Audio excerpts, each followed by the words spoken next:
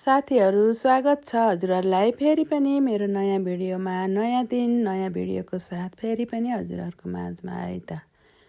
म अहिले अप्रिक भाइसँग छु।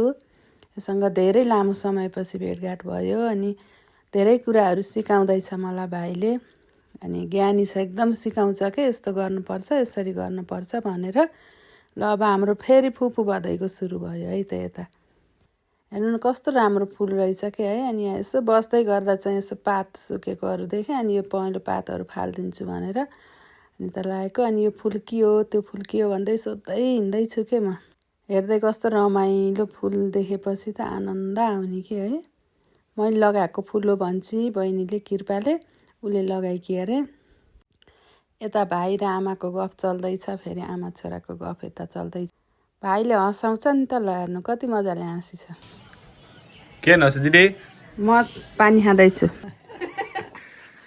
कति राम्रो फुल छ, फुलै फुलको बगैँचा भने जस्तै। फुलको बगैँचामा नफुलेको फुल भएछ के त। आँप चाहिँ हेर्नु अब यो आँप खाने बेलामा हुन पाइन्छ कि पाइन्न थाहा छैन। भएन भने मलाई सम्झिन्छन् किन है साथीहरू। मलाई सम्झ्यो भने म फेरि भिडियोमा देखाउँछु नै तपाईँहरूलाई। मेरो भाइको घर चाहिँ भाइले लगाएको आँप हो यो फुलहरू चाहिँ भदैनीले लगाएकी हो। लिची फुलेछ अर्ग्यानिक फलफुल अनि त्यसरी घर अगाडि फुलको बगैँचा। यहाँ फेरि हेर्नु यत्रो सानो बोट छ मेवाको अनि कति ठुलो फल छ हेर्नु न। फलले खाके धान्नै नसक्ने अरे है।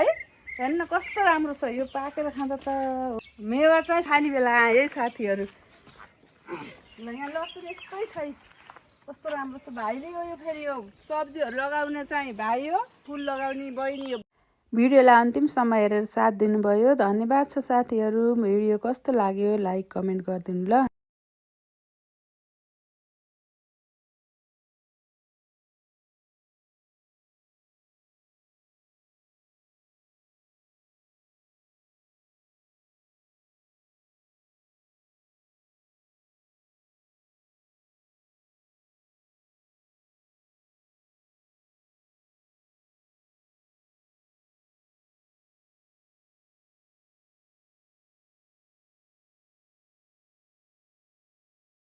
ल साथीहरू भिडियो कस्तो लाग्यो हजुरहरूले अन्तिमसम्म हेरेर साथ दिनुभयो धन्यवाद। लाइक कमेन्ट सेयर गरिदिनु ल।